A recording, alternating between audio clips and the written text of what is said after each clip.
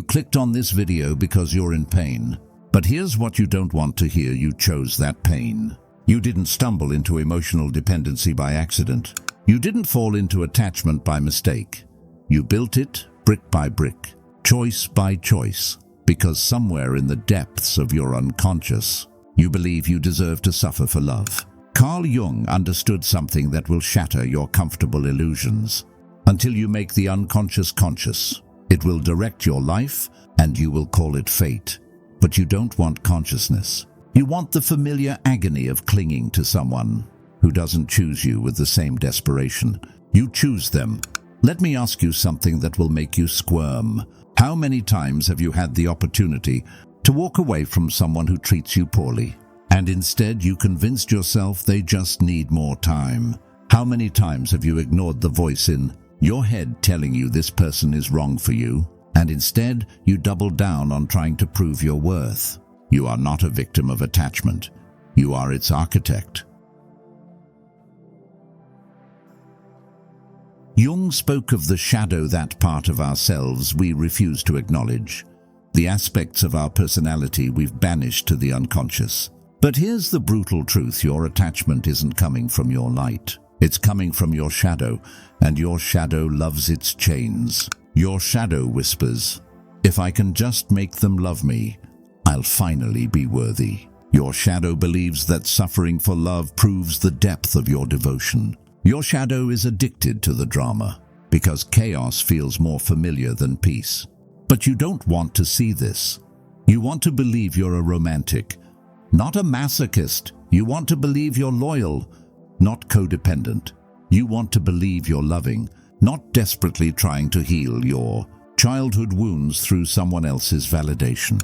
The uncomfortable truth: your attachment has nothing to do with the other person. It has everything to do with the parts of yourself you're too afraid to face. When you cling to someone who pulls away, you're not fighting for love. You're fighting against the terror of discovering who you are when no one is watching. When you check their social media obsessively, you're not investigating their feelings. You're avoiding your own.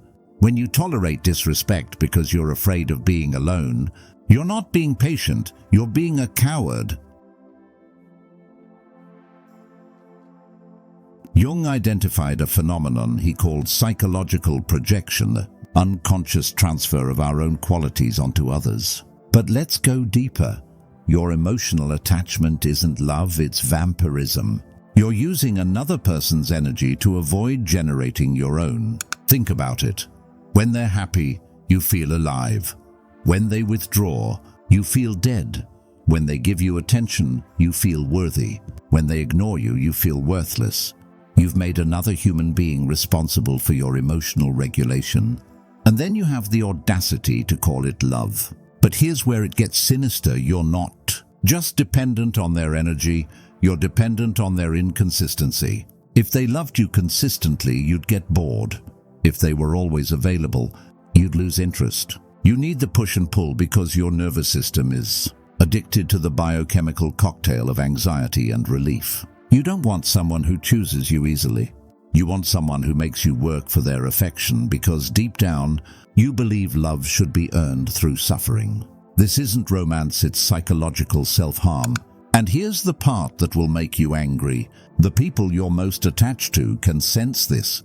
They can feel your desperation, your neediness, your willingness to abandon yourself for their approval. And whether they're conscious of it or not, they use it. They pull back when you get too close, knowing you'll chase. They give you just enough to keep you hoping, but never enough to make you secure. You've trained them to treat you poorly by rewarding their inconsistency with your devotion. Jung wrote extensively about the anima and animus, the contrasexual aspects of our psyche. The anima represents the feminine principle within men. The animus represents the masculine principle within women.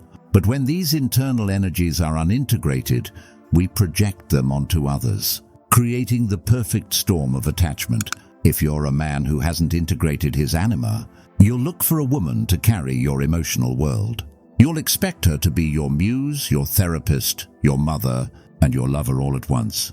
When she fails to meet these impossible projections, you'll either cling harder or rage at her for not being the fantasy you created. If you're a woman who hasn't integrated your animus, you'll look for a man to carry your power. You'll expect him to be your protector, your provider, your decision maker, and your source of strength. When he reveals his humanity, you'll either try to fix him or punish him for not being the hero you imagined. But here's the psychological trap: the more you project onto others, the more you abandon yourself. You become a hollow shell, desperately trying to fill the void with someone else's substance. And when they inevitably fail to complete you because you don't question the impossibility of the task. You question your worth. This is why your attachments feel so intense.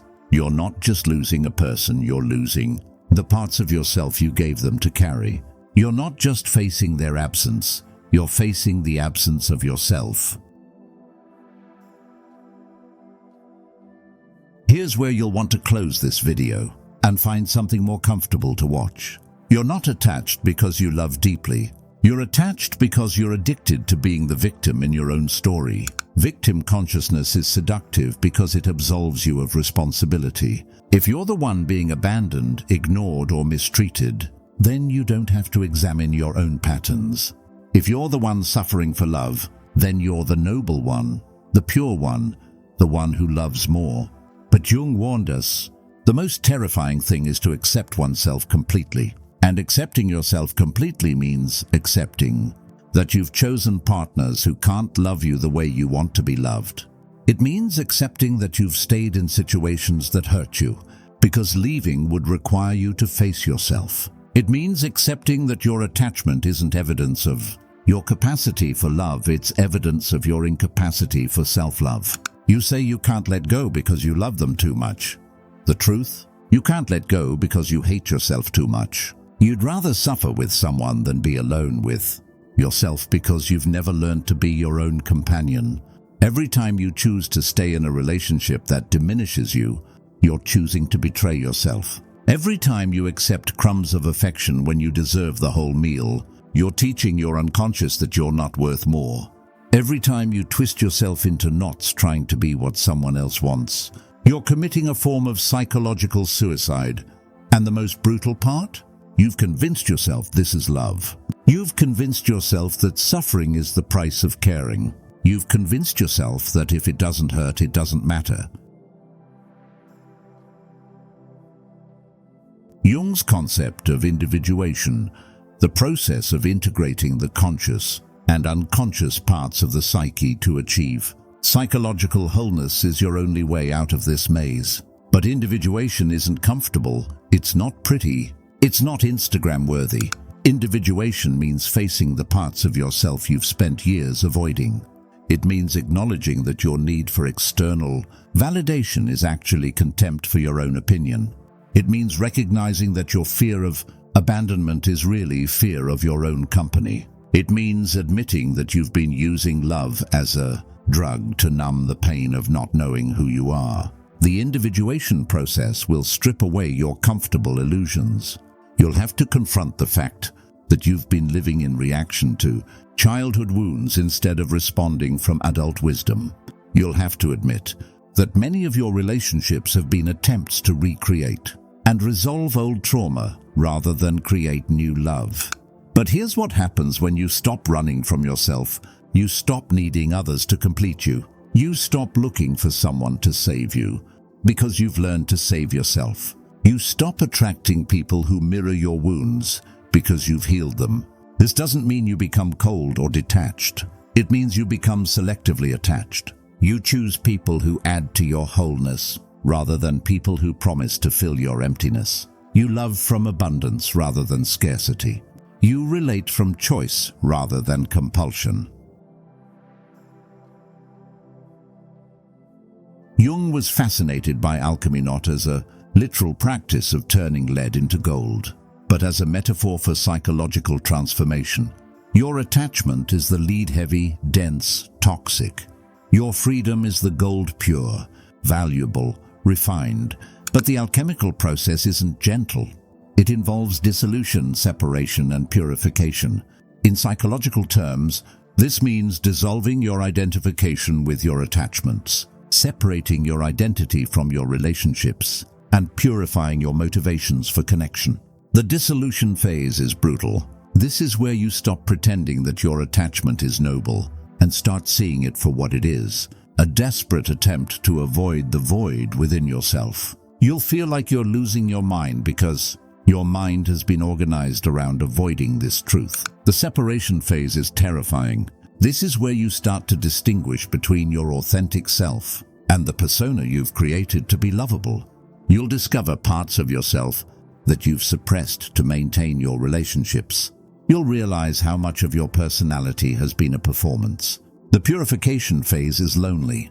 This is where you learn to sit with yourself without distraction, to feel your emotions without immediately seeking someone to soothe them, to make decisions based on your own values rather than others' expectations.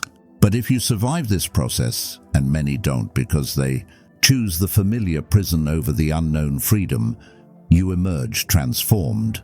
You become someone who can love without losing themselves, who can connect without becoming consumed, who can let go without falling apart. But here's where many people make a crucial error. They think detachment means becoming emotionally numb. They think freedom means not caring. They think strength means never being vulnerable. This is spiritual bypassing, using spiritual concepts to avoid psychological work. True detachment isn't the absence of feeling, it's the presence of choice. It's not about becoming invulnerable. It's about becoming responsibly vulnerable. Jung warned against this trap. The privilege of a lifetime is to become who you truly are.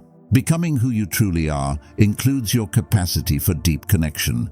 It includes your ability to love passionately. It includes your willingness to risk your heart. The difference is that when you're truly detached, you love from fullness rather than emptiness. You connect from choice rather than compulsion. You risk your heart because you know you can survive its breaking, not because you believe it won't break. Detachment means you can say "I love you" without needing to hear it back. It means you can invest in someone's happiness without making your own happiness dependent on their response. It means you can hold space for someone's journey without trying to control their destination.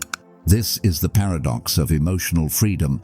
The less you need love, the more available you become for it. The less you depend on others for your worth, the more worthy you become of genuine connection. The less you cling to relationships, the more deeply you can engage in them.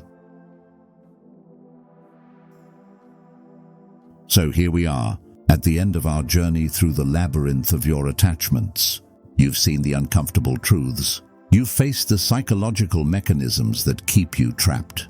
You've glimpsed the possibility of freedom. Now comes the moment of choice. And I want to be clear, this isn't a choice you make once. This is a choice you make every day, every hour, sometimes every minute. You can close this video and go back to your patterns. You can continue checking their social media, analyzing their words for hidden meanings, twisting yourself into shapes that might earn their love. You can keep living in the delusion that your suffering is evidence of your devotion, or you can begin the hard work of individuation. You can start the process of reclaiming the parts of yourself you've projected onto others. You can learn to be alone without being lonely, to love without losing yourself, to connect without becoming consumed. But let me warn you, if you choose the path of psychological freedom, you will lose people. Some will leave because they can't love your strength. They were only attracted to your weakness. Others will leave because they realize they can't control you anymore. Your desperation was their power source.